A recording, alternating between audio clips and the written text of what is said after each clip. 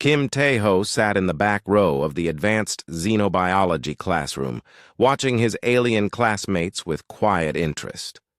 The room buzzed with nervous energy as students from 12 different worlds shifted in their specially designed seats. Some whispered in languages that sounded like music, while others clicked and chirped in ways that made his translator work overtime. Next to him, Park Ji-woo flipped through his digital notes, trying to look busy. Ji-woo always got nervous before Professor Velthari's special lessons. The ethereal professor had a reputation for surprising her students with things that most beings would rather not see up close. "I wonder what she has planned today," Ji-woo whispered in Korean, hoping the other students wouldn't understand. Tae-ho shrugged. "Probably another lecture about predator behavior. She loves those." Across the room, the Velnari students huddled together like living crystals. Their bodies were made of something that looked like clear glass, and when they got scared, they turned cloudy white. Right now, they were getting whiter by the minute. The tall, stick-like Corvin students stood near the walls, their bug-like faces twitching with worry. Their hard shells made clicking sounds whenever they moved. The small, furry Pomnari students had rolled themselves into tight balls near the front of the class. They looked like fuzzy soccer balls when they did that. It was actually kind of cute, but Tae-ho knew better than to say that out loud. The Pomnari took their defense mechanisms very seriously. Professor Velthari floated into the room like a ghost made of light. Her energy tendrils moved around her body like slow lightning, and her voice seemed to come from everywhere at once. She was beautiful in an alien way, but there was something about her that always made the other students nervous. "Good morning, class," she said, her voice like wind chimes in a soft breeze. "Today we will experience something very special. Something that will teach you about the relationship between predator and prey in ways no textbook ever could." The Velnari students became even cloudier. One of them, a female named Krista Lynn, actually started to shake. The vibrations made a soft ringing sound that filled the room. "As you know," Professor Velthari continued, "understanding fear is crucial to understanding survival. Fear keeps species alive. It tells them when to run, when to hide, and when to fight. But fear can also be a prison that keeps beings from reaching their full potential." She gestured with one of her energy tendrils, and the lights in the room dimmed. A section of the floor began to glow, and something rose up from below. It was a cage made of pure energy, crackling with blue and white light. Inside the cage was darkness. "Today you will meet a shadow maw," the professor announced. The reaction was immediate. Half the class tried to leave at once. The Corvin students made high-pitched screeching sounds and pressed themselves against the walls. The Pomnari rolled into even tighter balls. Even some of the braver species, like the rock-skinned granite lords, took several steps back. But the way, humans didn't move. Tae-ho leaned forward in his seat, actually getting a better look. Ji-woo stayed put, too, though his hands gripped the edge of his desk. At the corner of the room, Lee So-min, their human teaching assistant, watched everything, with calm eyes. "The Shadow Maw," Professor Velthari explained, "is one of the galaxy's most perfect predators. It evolved on Nix 7, a world where even the plants hunt animals. Every part of its body is designed for killing. Its claws can cut through starship hull. Its teeth can bite through diamond. Its mind can sense fear from across a room and use that fear against its prey." As she spoke, the darkness in the cage began to move. Something huge and black shifted inside the energy prison. The students could see glimpses of it, A flash of silver claws, eyes that glowed like red stars, teeth that seemed to absorb light. The creature you see before you, the professor continued, has killed over 300 beings from 40 different worlds. It was captured only after a month-long hunt that cost 12 lives. It knows no mercy, feels no pity, and exists only to hunt and kill. The shadow maw pressed against the energy bars of its cage, and the whole room seemed to get colder. Its presence was like a weight on everyone's chest, making it hard to breathe. Most of the students couldn't even look at it directly, but Tae-ho was staring right at it. The purpose of today's lesson, Professor Velthari said, is controlled exposure. You will observe this predator in a safe environment. You will feel fear, but you will learn to manage that fear. This is how civilized beings overcome their primitive instincts. The shadow maw moved again, and this time everyone could see it clearly. It was huge, maybe 8 feet tall and 12 feet long. Its body was like liquid shadow, constantly shifting and flowing. Its claws were longer than Tae-ho's hand, curved like swords. Its eyes were the worst part. They seemed to look into each student's soul and find all the dark, scared places hiding there. When those red eyes found Tae-ho, something strange happened. The human didn't look away. He didn't flinch or gasp or make any of the sounds that the other students were making. He just looked back at the creature with calm, steady eyes. The shadow maw tilted its massive head, like a dog hearing an interesting sound. In all its years of hunting, it had never seen prey act like this. Prey ran, prey hid, prey screamed and begged and tried to make themselves invisible. Prey didn't stare back. Fascinating, Professor Velthari murmured, noticing the exchange. The human appears to be unaffected by the creature's presence. Some of the other students turned to look at Tae-ho with surprise. How could he be so calm? Didn't he understand what he was looking at? This thing could kill him in seconds if it got free. But Tae-ho wasn't thinking about death. He was thinking about how beautiful the creature was. In a terrible way, yes, but beautiful all the same. Every line of its body spoke of millions of years of evolution. It was perfect at what it did, just like a shark or a wolf or any other predator from Earth. Mr. Kim, Professor Velthari said, perhaps you would like to share your observations with the class. Tae-ho finally looked away from the shadow maw to meet his professor's glowing eyes. It's magnificent, he said simply.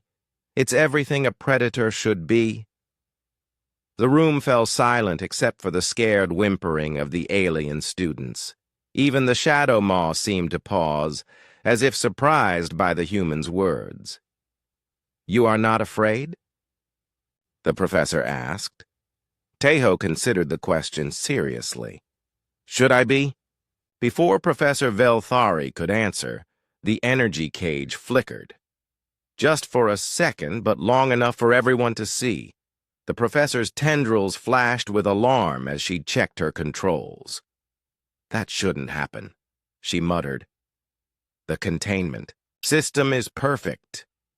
The cage flickered again, longer this time. The shadow maw noticed and pressed harder against the energy bars. Its red eyes began to glow brighter. In the back row, Tae-ho smiled slightly. This was about to get very interesting. The energy cage flickered a third time, and this time it didn't stop.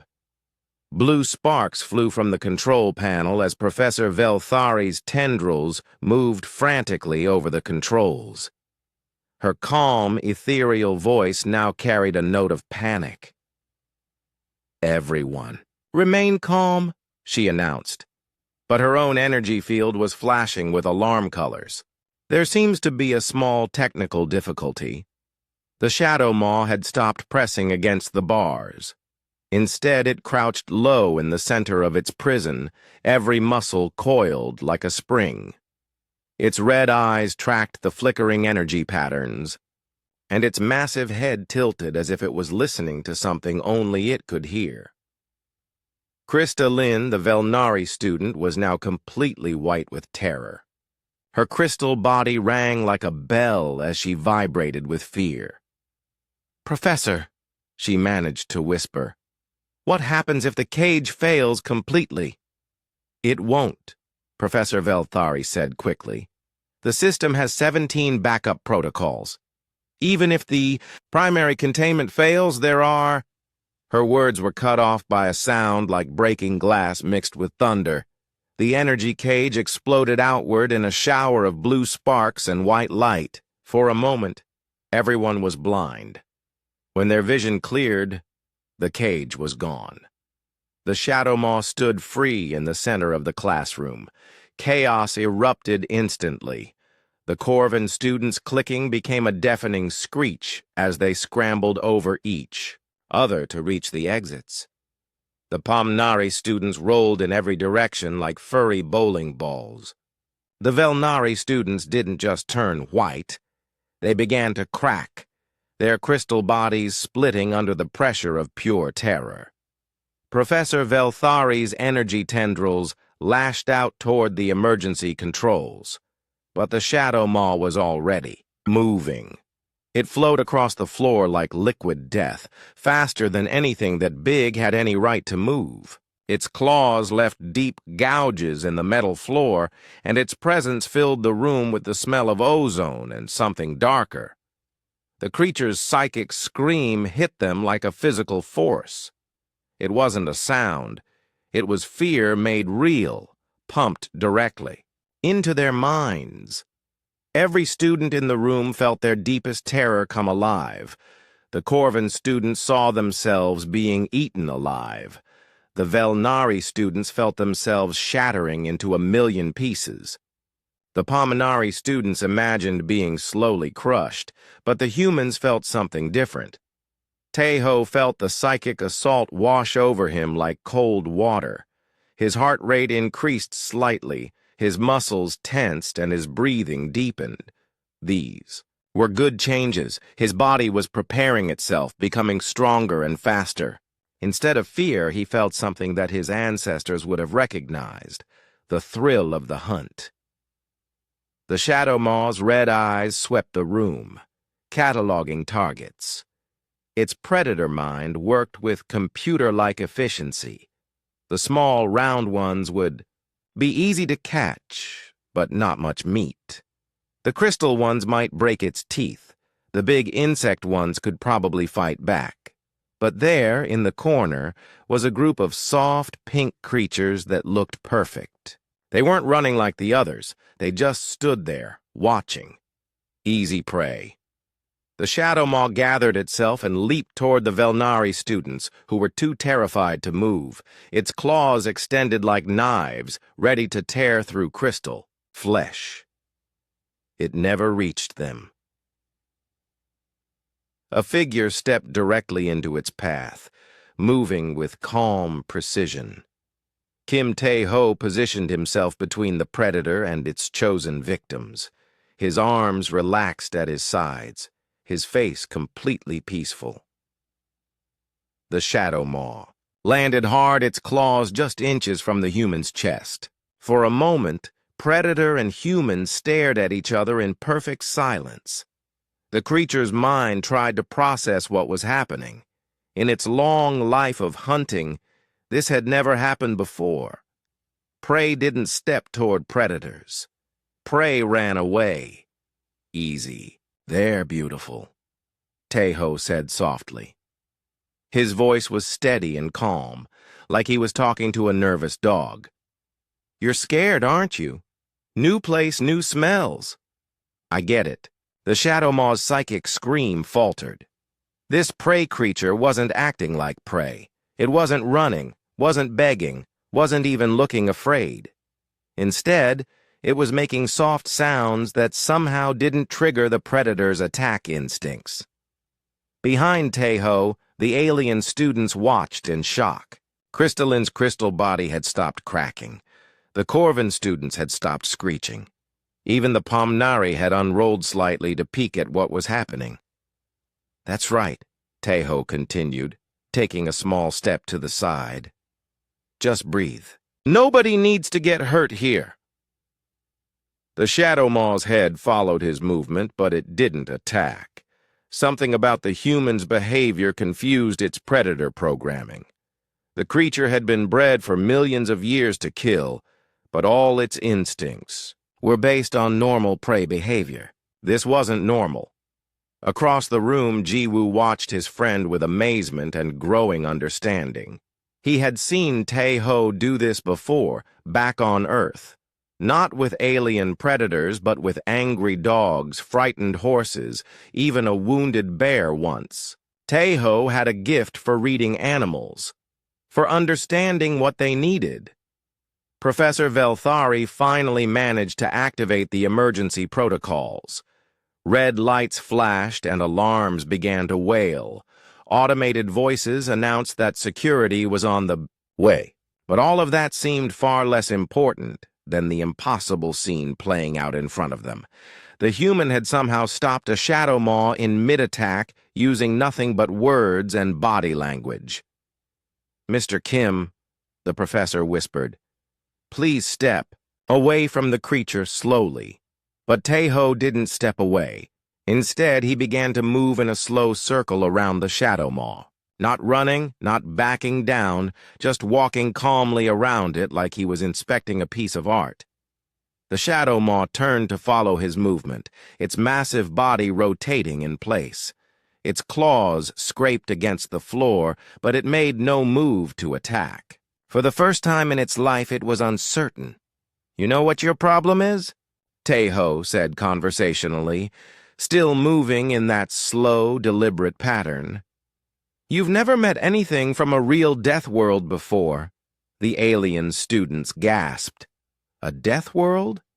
But Earth was classified as a garden world, a peaceful place that produced gentle, civilized beings. Lee So-min, the human teaching assistant, finally spoke up from her corner. "Professor Velthari," she said quietly, "there's something you need to know about Earth." But before she could explain, the Shadow Maw made a decision. It couldn't understand this strange prey creature, so it would simply kill it and move on to easier targets. The massive predator gathered itself for a killing strike. Its muscles bunched, its claws extended, and its jaws opened to reveal rows of teeth like black knives. Then it lunged straight at Taeho's chest. What happened next would be talked about in alien classrooms for generations to come. The human didn't run or scream or try to hide. Instead, he smiled, and in that smile, the Shadow Maw saw something that stopped it cold. It wasn't the smile of prey facing death. It was the smile of a predator that had just found something interesting to play with. For the first time in its long life, the galaxy's perfect killing machine felt something it had never experienced before. Fear. The Shadow Maw's lunge stopped mid-air as if it had hit an invisible wall. The massive predator hung there for a moment, confused by its own hesitation. Every instinct told it to kill, but something deeper, something older than instinct, whispered warnings. Taeho stood perfectly still, that calm smile never leaving his face. When the creature's claws came within inches of his chest, he didn't even blink. Instead, he did something that sent shockwaves through every alien mind in the room. He looked the Shadow Maw directly in the eyes and didn't look away.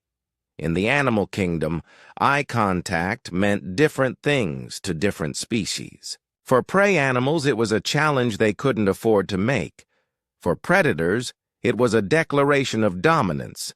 The Shadow Maw had never encountered prey that dared to meet its gaze, let alone hold it steady and unafraid. "Good boy," Taeho said softly. his voice carrying that same tone people use with nervous animals. I know you're not really angry. You're just scared and confused. This isn't your home, is it? The Shadow Maw's red eyes flickered with something that might have been surprise. No prey had ever spoken to it before. Most creatures were too busy screaming or running or dying to make conversation. Behind the frozen predator, the alien students watched in complete silence. Crystalline's crystal body had stopped ringing entirely. The Corvin students had actually lowered their defensive clicking to a whisper. Even Professor Velthari had stopped trying to activate emergency protocols and was simply staring at the impossible scene before her. That's right, Tejo continued, beginning to move again in that slow, deliberate circle. You can smell it, can't you? This isn't Nix 7. These aren't your hunting grounds. You're lost.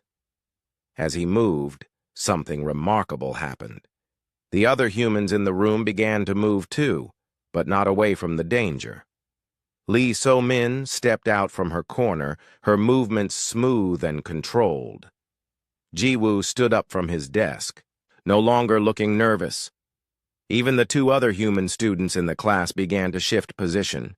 They were spreading out, forming a loose circle around the Shadow Maw. To the alien students, it looked like madness. To anyone who understood pack hunting, it looked like something much more dangerous. The Shadow Maw's head swiveled to track the new movements, and for the first time, uncertainty crept into its red eyes. This wasn't how prey behaved. Prey didn't spread out in tactical formations. Prey didn't move with purpose and coordination. You're starting to figure it out, aren't you? Tejo said, his voice still gentle but carrying a new undertone that made the alien students shiver. We're not what you expected. Professor Velthari found her voice at last. Mr. Kim, what are you doing? That creature could kill you in seconds. Tejo finally looked away from the Shadow Maw to meet his professor's glowing eyes. Could it? He asked simply. Are you sure about that? The question hung in the air like a challenge. Lee So-min decided it was time to provide some answers. Professor, she said, her voice carrying clearly across the silent room, there's been a mistake in your classification system. Earth isn't a garden world. The alien students turned to stare at her. If Earth wasn't a garden world, then what was it? The Galactic database lists our planet as Class 7 Garden World, Lee So-min continued. Suitable for peaceful, civilized species. But whoever made that classification never looked closely at our evolutionary history. She gestured toward Tai-ho, who was still maintaining his calm standoff with the Shadow Maw. Humans evolved on a world where everything was trying to kill them. Ice ages that lasted thousands of years. Volcanic eruptions that blocked out the sun. Predators that made this Shadow Maw look gentle. The Shadow Maw's ears twitched at her words, as if it understood the implications. We didn't just survive, Ji-woo added, his voice steady despite the situation. We thrived. We became the apex predator of a planet full of apex predators. Crystalline's crystal body began to ring again, but this time with a different tone. Not fear, but awe. You mean, you're predators too? Tejo smiled wider, and the Shadow Maw actually took a step back. Oh, we're much worse than predators, he said softly. Predators kill to eat. We kill for fun. We kill because we're bored. We kill other predators just to prove we can. The temperature in the room seemed to drop several degrees. Even Professor Velthari's energy tendrils flickered with something that might have been fear. But we also protect, Tejo continued, his voice becoming gentler again. We form packs. We take care of the weak. We adopt orphans from other species and raise them as our own. He looked directly at the alien students. We make friends with anyone who wants to be friends. The Shadow Maw's confusion deepened. This strange creature was giving off conflicting signals: predator and protector, killer and caretaker, dangerous and safe. Its evolutionary programming had no category for such a being. The thing is, Lee So-min said, addressing the class but keeping her eyes on the Shadow Maw. Humans are persistence hunters. We don't need to be faster or stronger than our prey. We just need to be smarter and more stubborn. She moved closer, and the alien students gasped as the Shadow Maw's attention shifted to her. But she showed no fear, just the same calm confidence. As Taeho, "We chase our prey for days," she continued. "We don't stop. We don't give up. We follow them until they collapse from exhaustion, and then we kill them while they're too tired to fight back." The Corvin students made soft, clicking sounds of distress. This wasn't the peaceful, garden world species they had been expecting to meet. "But that's not the scary part," Ji-woo said, moving to complete the circle around the Shadow Maw. "The scary part is that we're smart enough to know when not to hunt." The Shadow Maw's red eyes darted between the humans, trying to track all of them at once. For a creature used to being the only predator in any situation, being surrounded by potential threats was completely new. "Right now," Taeho said, "you're thinking about which one of us to attack first. But here's the thing. We're thinking too. And we've been thinking longer than you have." The Shadow Maw's tail lashed nervously. This was true. While it had been focused on the terror of the alien students, these humans had been watching, planning, positioning themselves. "You could probably kill one of us," Lee So-min said matter-of-factly. "Maybe even two if you were fast enough. But not all of us, and the survivor would hunt you down and make you pay for it." The room fell silent except for the distant sound of approaching security forces. But somehow their arrival seemed less important than the conversation happening between predator and predators. The Shadow Maw made a low sound that might have been a growl or might have been something else entirely, its red eyes fixed on Taeho, who still stood closest to it. "What do you want?" the creature asked, its voice like gravel and shadow. The alien students gasped. None of them had known that Shadow Maws could talk. Taeho's smile became genuinely warm. "Just for everyone to be safe," he said. "You, me, all these students, nobody needs to get hurt today." The Shadow Maw tilted its massive head, considering. In its long life of hunting, no one had ever offered it safety before. The concept was as foreign as the humans themselves. "And if I refuse?" it asked. Taeho's smile didn't change, but something shifted in his eyes. Something ancient and dangerous and absolutely certain. "Then we'll show you why humans are the only species that hunts for sport," he said quietly. The Shadow Maw stared at him for a long moment, then did something that no one in the room expected. It laughed. The Shadow Maw's laughter was like rocks grinding together in a landslide. It was a sound that no creature in the galaxy had ever heard before, because Shadow Maws didn't laugh. They killed, they hunted, they fed, but they didn't find things amusing. Until now. "Humans," the creature said, its voice carrying something that might have been respect.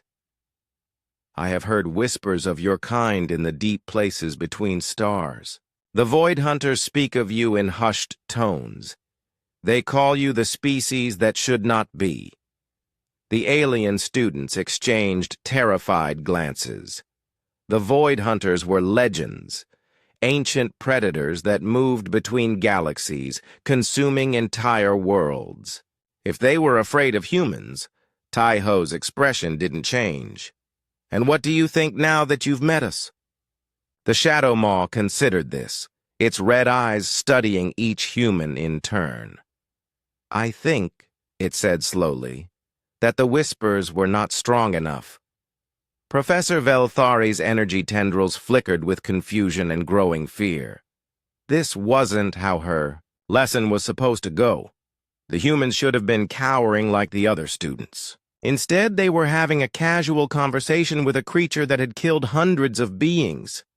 "You're not from a garden world," the Shadow Maw continued, its gaze fixing on Tai-Ho again. "What manner of hell-spawned creatures like you?" "Lee," So-Min answered before Tai-Ho could speak. "We call it Earth. It's a small blue planet in the Sol system, and yes, it was hell, but we made it our home." She moved closer to the Shadow Maw, and the creature actually shifted backward.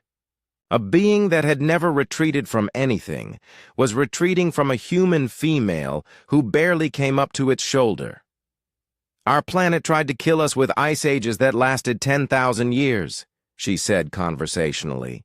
"So we learned to make, fire and hunt mammoth-sized creatures with nothing but sharp sticks."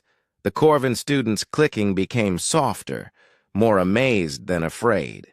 "It tried to kill us with predators that had teeth like swords and claws like spears," Jiwoo added. "So we made better weapons and hunted them until they were extinct. It tried to kill us with diseases that could wipe out entire populations," another human student said. "So we learned medicine and built immunity. It tried to kill us with floods and earthquakes and volcanic eruptions," Lee So-Min continued. "So we learned to build cities that could survive anything." The Shadow Maw's tail had stopped lashing.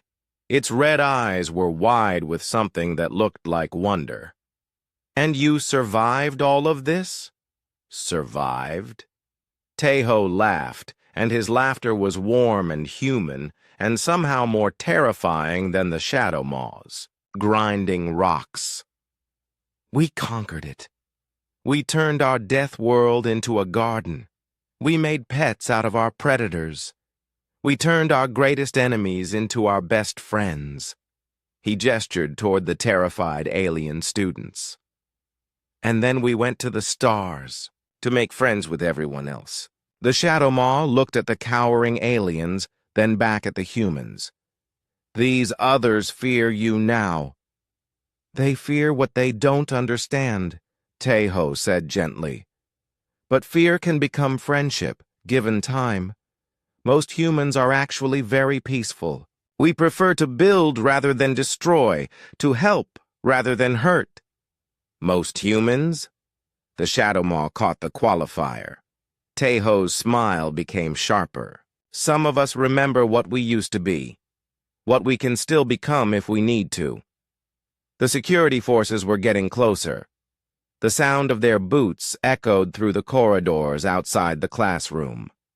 But somehow their arrival seemed less urgent than it had minutes ago. Professor Velthari found her voice again. "How is this possible? Our sensors, our databases, our entire classification system is wrong," Lee So-Min said simply. "Earth appears peaceful because we choose to be peaceful. We appear civilized because we built civilization. But underneath all of that," she smiled and several alien students whimpered. "Underneath, we're still the creatures that climbed to the top of the food chain on a world where everything wanted to eat us." The Shadow Maw made that grinding laugh again. "No wonder the Void Hunters avoid your space. They can sense what you truly are." "And what are we?" Tai-Ho asked, genuinely curious. The creature studied him for a long moment. "You are what we would become if we were intelligent enough to choose mercy over slaughter." The words hung in the air like a revelation. Around the room, alien students began to understand what they were really looking at. Not garden world pacifists, but apex predators who had chosen to be civilized. The most dangerous predator, the Shadow Maw continued, is one that knows when not to kill. Crystalline's crystal body began to ring with a new tone, not fear or awe, but understanding. "You could have destroyed us all," she whispered. "Why would we want to do that?" Jiwoo asked, sounding genuinely puzzled. "You're not threats. You're not prey. You're just people. Different people, but still people." The Shadow Maw tilted its head. "I do not understand this concept. People. Friends we haven't made yet," Tae-ho explained. "Students learning about the universe. Beings with thoughts and feelings and families who love them." He paused. "Just like you." The creature recoiled as if slapped. "I am a killer. I have no family. No friends. I exist only to hunt." "That's what you were made to do," Lee So-min said gently. "But that doesn't mean it's all you can be. Humans were made to hunt too. We chose to become something more." The Shadow Maw stared at her with red eyes that suddenly seemed less alien and more lost. "I do not know how to be anything else." "You could learn," Tae-ho offered. "If you wanted to." The security forces finally arrived, bursting through the doors with energy weapons raised and armor gleaming. They stopped short when they saw the scene, a massive predator surrounded by humans who looked completely relaxed, while alien students watched from a safe distance. "Stand down!" the security chief shouted. "Everyone move away from the creature!" But nobody moved. The humans stayed where they were, and the Shadow Maw made no aggressive gestures. "It's okay," Tae-ho called to the security team. "We're just talking." "Talking?" The security chief's voice cracked with disbelief. "Sir, that creature has killed hundreds of beings." "Yes," the Shadow Maw said, its grinding voice carrying across the room. "I have. But I begin to think, perhaps it is time to stop." The weapons wavered in the security team's hands. This wasn't in any of their training manuals. Professor Velthari slowly floated closer to the group, her energy tendrils dim with shock. "In all my years of study," she whispered, "I have never seen anything like this. How did you do it? How did you stop a Shadow Maw without weapons, without violence?" Tae-ho looked at the creature that had become something between a threat and a student. "We talked to it like it was a person," he said simply. "Because that's what it is." The Shadow Maw's red eyes met his again, and this time there was no challenge in the gaze. Only curiosity, and perhaps the beginning of something that might someday become friendship. "These humans," it said to Professor Velthari, "are the most dangerous creatures I have ever encountered." The professor's tendrils flickered with alarm. "Dangerous? But they seem so peaceful." The Shadow Maw's laugh was softer this time, almost fond. "Exactly." The standoff had lasted 30 minutes, but it felt like hours. Security forces surrounded the classroom, weapons trained but not firing. Professor Velthari floated nearby, her energy tendrils dim with confusion and growing respect. The alien. Students watched from behind overturned desks, no longer terrified but fascinated by what they were witnessing. And in the center of it all, Kim Tae-ho stood facing the Shadow Maw like they were old friends having a conversation. "You know," Tae-ho said thoughtfully, "I think it's time we wrap this up. Class will be ending soon, and I have lunch plans." The Shadow Maw's red eyes flickered with what might have been amusement. "You speak as if you are in control of this situation." aren't I? Tejo asked mildly. The question hung in the air. Everyone in the room realized that somehow, impossibly, the human was right. He had been in control from the moment the cage failed, not through force or weapons or threats, but through something far more powerful: understanding. The security teams are getting nervous, Lee Somin observed, glancing at the armed officers. Perhaps we should give them something to feel useful about. Tejo nodded and did something that sent gasps through the room. He turned his back on the Shadow Maw and walked calmly toward his desk.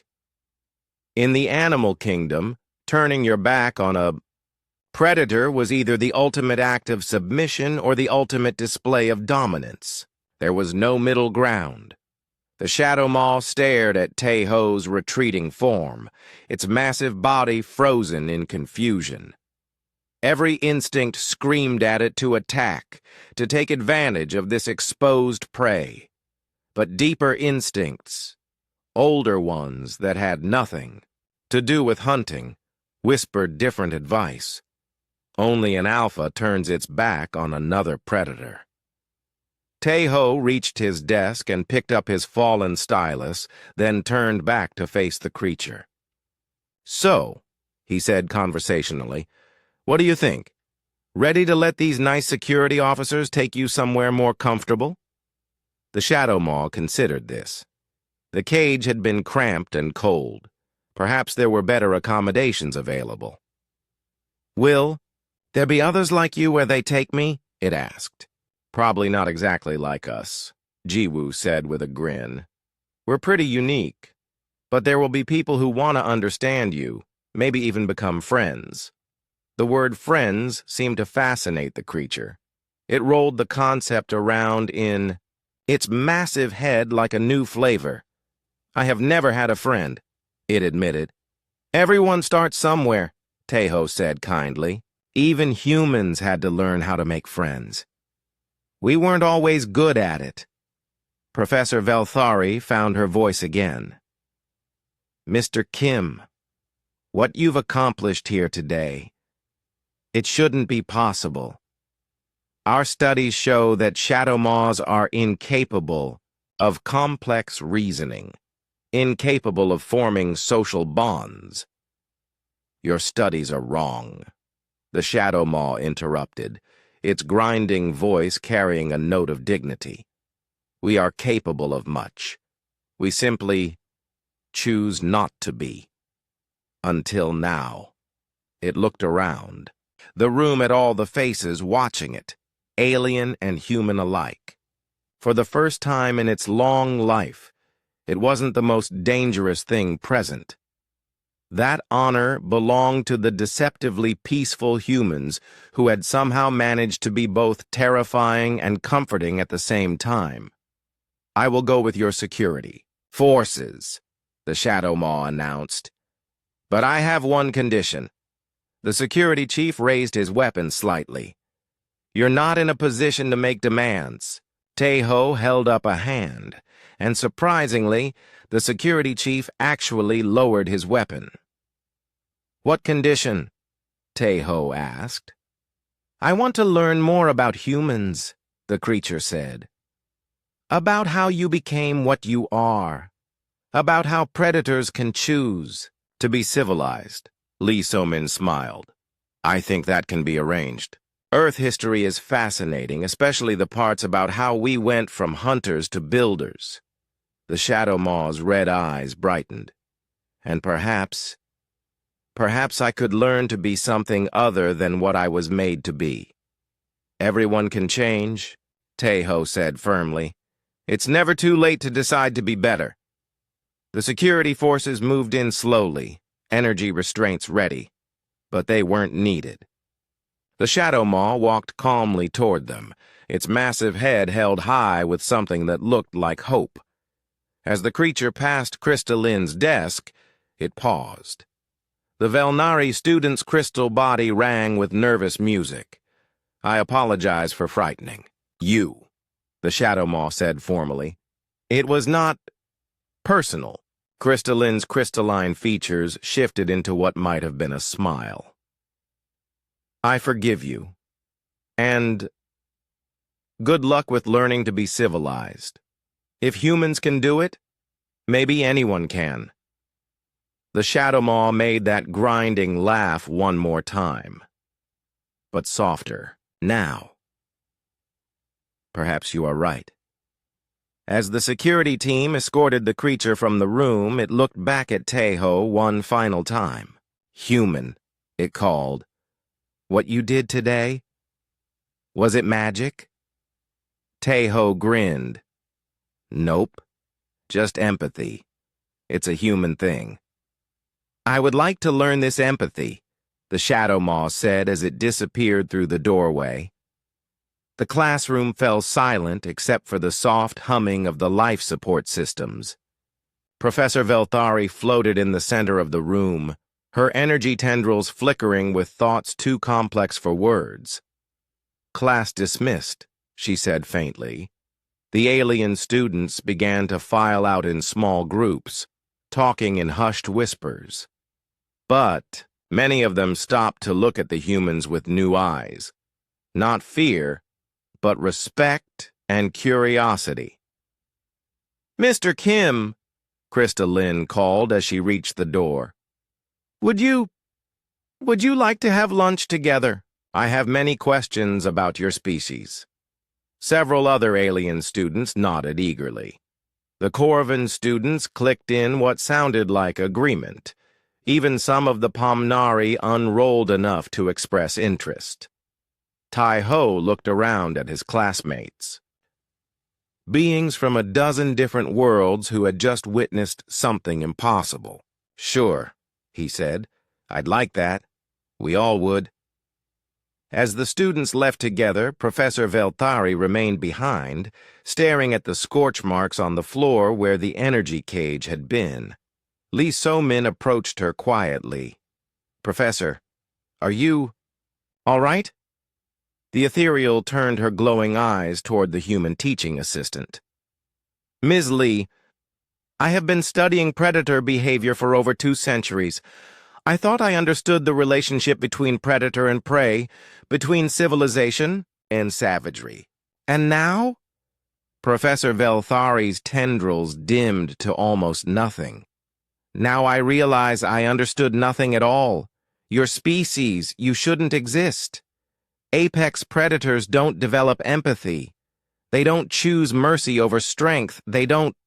She paused, struggling with concepts that challenged everything she thought she knew. They don't make friends with their prey, Lee So-min suggested gently. Exactly. It defies every law of evolution, every principle of natural selection. Lee So-min smiled. Maybe that's because we evolved past natural selection. We decided that survival of the fittest wasn't good enough.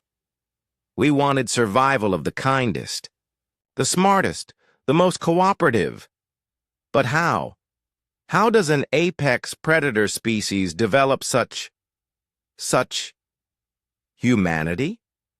Professor Velthari's energy field flickered with something that might have been wonder. Yes. How do you develop humanity? The same way that Shadow Maw is going to learn it, Lee So-min said. One choice at a time, one friend at a time, one day at a time.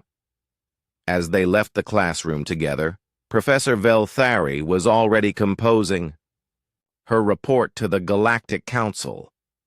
The human classification would have to be completely revised.